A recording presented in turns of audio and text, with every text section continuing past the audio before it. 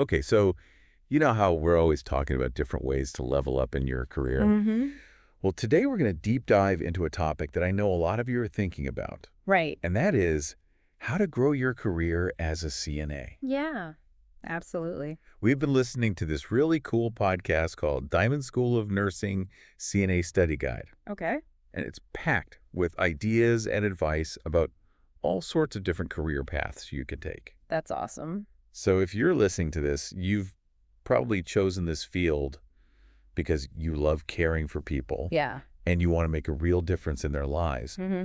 And as a CNA, you're doing some of the most vital work out there. Absolutely. You're right there on the front lines. Yeah, you are the eyes and ears. Big stack. You're providing essential care. And like they say in this podcast, CNAs are often the first ones to notice Oh, yeah. when something's off with a patient, Totally. which is huge. Absolutely. So, yeah, if you're out there thinking like, What's next for me? yeah, what's next for me? Where do I go from here? This is for you.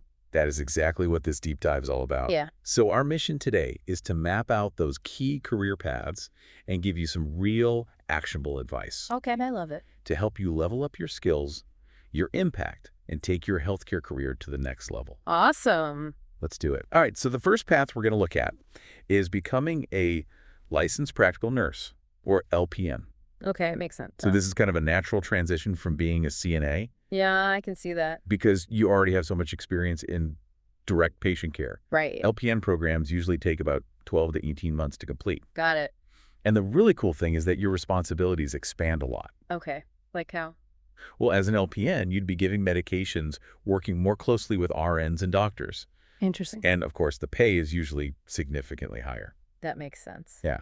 And what I really like is how the skills you've already learned as a CNA really set you up for success as an LPN. Definitely. I mean, think about it. You're already used to monitoring patients, assisting with daily needs, Yeah. and you're familiar with basic medical terminology. Totally. All of that is a fantastic foundation for taking on those extra duties. And there's a great example in the podcast about a woman named Jasmine. Oh, yeah. Tell me about her. So she was working as a CNA, and she took evening LPN classes. Wow. So she was working and studying at the same time. Exactly. That's impressive. I know, right? And she finished the whole program in just 14 months. That's incredible. And now she leads a team at a long-term care facility. That is so inspiring. It really shows you what's possible. Totally. And I bet having those existing relationships with patients really helped her too. Oh, for sure. Like they already knew and trusted her. Right. Okay. So LPN, that's one path. Okay, so now let's say you're thinking even bigger. Okay. Even bigger. You want to become a registered nurse, an RN. All right. So tell me about that path. So becoming an RN, that really opens up a whole world of possibilities, and it comes with a much higher earning potential. I mean, that's always a good thing, right? Of course. All right. So how do you actually become an RN? Well, there are a couple of main paths you can take. Okay. There's the Associate of Science in Nursing, or ASN. Okay. That one typically takes about 2 years. Got it. And then there's the Bachelor of Science in Nursing, or BSN. All right. So that's the 4-year program. Exactly. And sometimes having that BSN can give you an edge when it comes to more specialized roles, Yeah, that makes sense. or if you're interested in leadership positions down the road. That's good to know. But here's the really cool part. They talk about these bridge programs. Oh, yeah. What are those? So these programs are designed specifically for CNAs who already have all that hands-on experience. Right. Because you've already got so much knowledge and practical skills. Exactly. And these bridge programs build on that foundation. That's really smart. So it can be a faster way to become an RN. I bet a lot of people are interested in that. I think so. And one thing they emphasize in the podcast is to look for programs with flexible scheduling Mm-hmm. or part-time options. Makes sense because people have lives, Totally. Got to be able to juggle everything. Yeah. It can be tough to balance work and family and school all at the same time. Absolutely. But it sounds like it's definitely doable. Oh, yeah. And it's so worth it in the long run. Okay, so we've talked about LPNs and RNs. Right. What other options are out there? Well, they also talk about becoming a medical assistant, or MA. Okay, so what kind of work does an MA do? So the MA role is really interesting because it's a mix of administrative and clinical tasks. That's kind of unique. Yeah, so you'd be doing things like scheduling appointments and handling billing, Mm-hmm. but you'd also be doing clinical stuff like drawing blood and giving injections. Wow, so you get to do a little bit of everything. Yeah, it's a super versatile role. I like that. And you usually find MAs working in clinics, urgent care centers, and all sorts of outpatient facilities. That's cool. So it's not just hospitals. Nope. And the training programs are typically around 9 to 12 months. Okay, so it's a shorter commitment than those nursing degrees. Right, and all that experience you have interacting with patients as a CNA, Yeah, that's going to be a huge asset in this role. definitely. Because you're already comfortable talking to patients and making them feel at ease. Exactly. So we've got LPN, RN, MA. That's 3 great paths. Okay, now let's say you're looking for something even more specific. Okay, even more specific. Like maybe you want to focus on a particular skill set. Like what? Well, they mention these technician roles, like phlebotomy technician or EKG technician. Oh, yeah, those are in high demand. They are, and the cool thing about these certifications is that you can get them pretty quickly, Really? How long are we talking? like a few weeks to a few months. Wow, so you can be ready to work in no time. Exactly, and they often come with an immediate pay bump. That's awesome. Plus, it makes you a more well-rounded member of the healthcare team. It's like you're adding these valuable tools to your toolkit. Yeah, exactly, and you can specialize without making a huge long-term commitment. That's a great way to test the waters.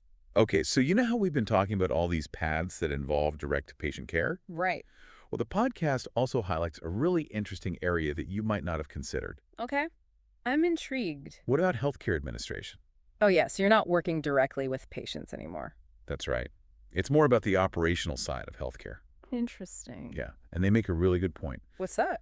A lot of CNAs, they have this incredible understanding of the healthcare system. Right, because they're in the thick of it every day. And when you combine that with some business skills, Like, what kind of business skills? well, things like management finance, Okay. you could open up all these doors to roles in office management, medical billing and coding, Oh, wow. and even leadership positions like director of nursing. That's amazing. So you could end up running a whole unit. It's totally possible. I love that. Yeah, it really shows you that your experience as a CNA, Valuable in so many different parts of healthcare. totally, it's like a stepping stone to all these other cool opportunities. Exactly. Okay, so we've got all these different paths laid out. Right. But now the big question, Hit me with it. how do you actually make this happen while you're working? Yeah, that's the real challenge for a lot of people. It is. And the podcast has some really helpful advice about continuing your education. Okay. First thing I say is to definitely look into bridge programs. Oh, right. Those programs designed for people who already have their CNA. Yep. So like CNA to LPN or CNA to RN. Yeah. And they're often a much faster route to becoming a nurse. That's awesome. And they build on the knowledge you've already gained. So you're not starting from scratch. Exactly. And you can usually find these programs at community colleges or vocational schools. Okay, good to know. And here's another big one. What's that? Don't be afraid to ask your employer about tuition assistance. Oh, yeah, that's a good one. You'd be surprised how many healthcare organizations offer some kind of financial help. I mean, it makes sense though, right? Yeah. It's in their best interest to have highly skilled employees. Right. It leads to better patient care, and it helps them keep their staff. Exactly. So it's a win-win. Definitely. So check your employee handbook or talk to your HR department. Good advice. And then, of course, there are always online courses. Yeah, those are a game changer. They are so flexible. It's like you can learn whenever and wherever you want. Exactly. And that can make a huge difference when you're trying to juggle everything. Totally. Just make sure you're choosing accredited and reputable online programs. Good point. And here's a piece of advice that really resonated with me. Okay, tell me. Start with one class at a time. Progress is progress, even if it feels slow. Oh, I love that. It takes so much pressure off. Yeah, you don't have to do everything at once. Right. Just focus on one step at a time and celebrate every little victory. It's like that saying, a journey of 1,000 miles begins with a single step. Okay, so besides all the practical stuff, what about the mindset you need for this kind of career growth? Oh, that's huge. And the podcast really emphasizes this idea that your CNA title is not a limitation, it's a launch pad. I love that. Yeah, it's about seeing your current role as a starting point. Right, it's not the end of the road, it's the beginning. And they really highlight the heart and grit of CNAs. You know, that's something I've always admired about CNAs. Yeah, me too. They have this incredible compassion and dedication. And that's what's going to drive their success in these more advanced roles too. Absolutely. It's about taking that same energy and focusing it on your own growth. And that brings us to another key theme, investing in yourself through further education. That's so important. It might seem daunting at first, Yeah, it's a big commitment. but it's an investment that's going to pay off for years to come. both professionally and personally. Exactly. And it's totally normal to feel some self-doubt or burnout or even fear when you're thinking about making a change. Oh, yeah, those feelings are totally valid. They are. But the important thing is to keep going, to persist. Yeah, and remember why you started this journey in the first place. And to take things one step at a time. Break it down into manageable chunks. Celebrate your progress and don't give up. That's the key. Okay, so the podcast also shares these amazing real-world stories Oh, yeah, like what? about CNAs who have gone on to do some incredible things. Tell me everything. Like there's one CNA who's now running their own clinic, Wow, that's amazing. and another one who's teaching at a nursing school, That's so cool. and another one who's managing a whole unit at a hospital. That is seriously inspiring. It really shows you the possibilities. Totally. Okay, so now it's your turn. My turn. Think about where you want to be in 1 year. Okay, 1 year. What about in 5 years? 5 years. All right, I can do that. What are your goals?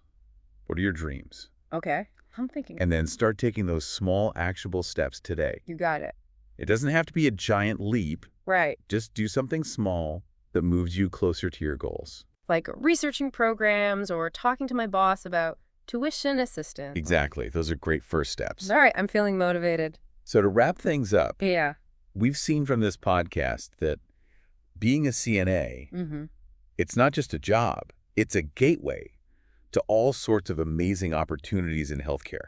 And what I love is that it's not just about bedside care. Yeah. There's so many different directions you can go in. Right. You can specialize, you can move into management, you can even become a teacher. It's really exciting. It is. And we want to leave you with this one final thought. Okay. Thinking about all the paths we've talked about today, from nursing to technician roles to healthcare administration. Right.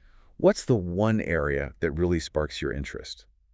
What skills do you want to develop? Okay. And why do you think those skills would be valuable in your chosen direction? That's a great question. Take some time to really think about that. Okay. And thanks for joining us on this deep dive. Absolutely. We'll see you next time.